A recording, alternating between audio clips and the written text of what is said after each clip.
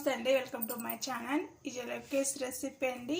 ఈరోజు ఒక క్యారెట్ ఒక ఆలుతోని ఎలా ఈజీ స్నాక్ చేయాలో చూద్దామండి. చాలా టేస్టీగా పిల్లలు వచ్చినప్పుడు ఈజీగా చేసేయచ్చు.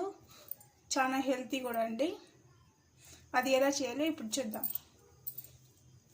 ఈ క్యారెట్ అంతా చెక్కంతా తీయేసానండి. శుభ్రంగా వాష్ చేసుకున్నాను.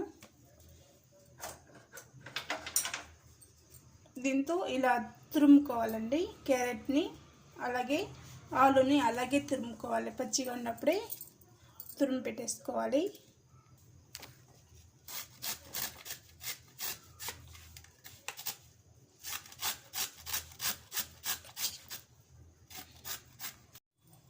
చూడండి, ఇలా క్యారెట్ని ఆలుని ఇలా తురిమి పెట్టుకోవాలి. మిక్సింగ్ బౌల్ తీసుకోవాలండి.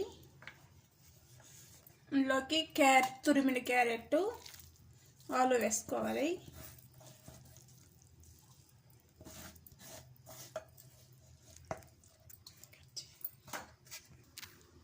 అల్లం తురుమండి 1 స్పూన్. 1 స్పూన్ పచ్చిమిరపకాయలు అండి. పచ్చిమిరపకాయలు మిక్సీలో వేసుకొని గ్రైండ్ చేసి కూడా వేయచ్చు. నేను ఇలా కట్ చేసి వేసుకుంటున్నాను.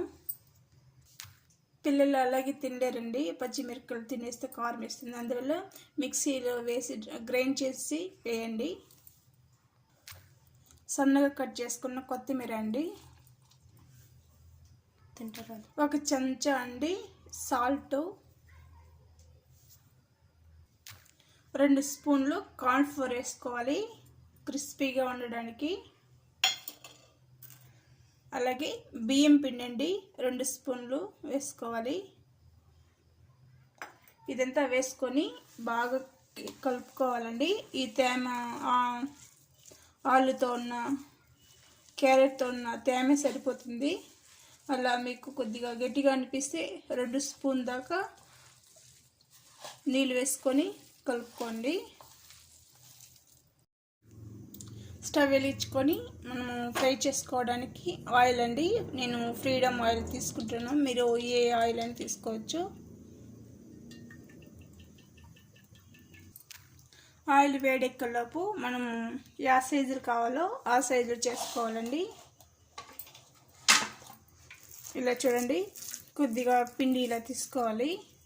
నేనైతే సిలిండర్ షేప్లో తీసుకుంటున్నాను.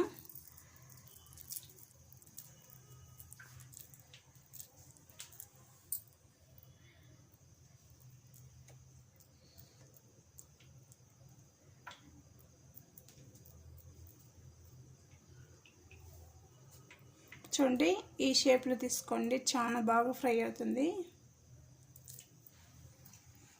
చూడండి, ఈ షేప్లో అన్నీ చేసేసుకోవాలి. మీడియం ఫ్లేమ్లో పెట్టుకుంటూ మనం ఫ్రై చేసుకోవాలండి, ఒక్కొక్కటి వేసుకుంటూ.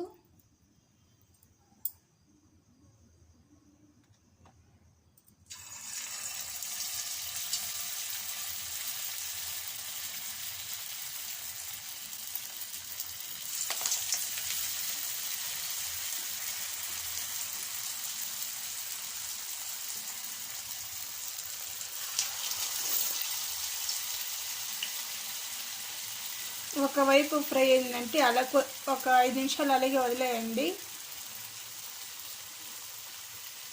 5 నిమిషాల తర్వాత ఒక పక్క ఫ్రై అయిన తర్వాత మరో పక్క టర్న్ చేసుకోవాలి. చూడండి, ఒక పక్క ఫ్రై అయింది, మరో పక్కన ఇలా టర్న్ చేసుకోవాలి.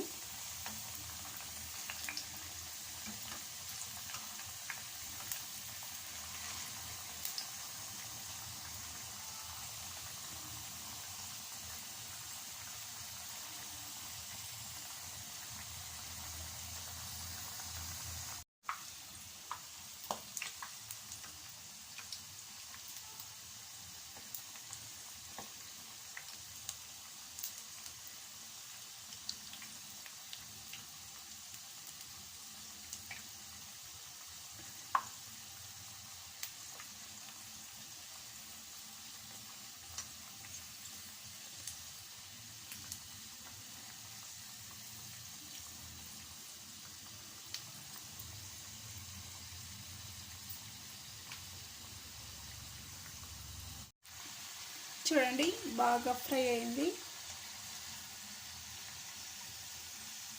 ఫ్రై అయిపోయింది. మనం ఇలా జాలి గంటతో తీసేయాలండి. ఇదేలాగా అన్నీ చేసేసుకోవాలి. వేడిగా తింటేనే చాలా బాగుంటుందండి. మీరు కూడా ఒకసారి ట్రై చేయండి.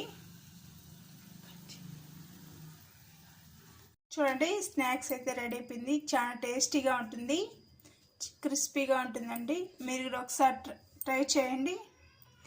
ఈ వీడియో కనుక నచ్చినట్టు లైక్ చేయండి, షేర్ చేయండి, సబ్స్క్రైబ్ చేసుకోండి. ఈ రెసిపీ మీకు ఎలా వచ్చిందో కామెంట్ చేయండి. Thank you.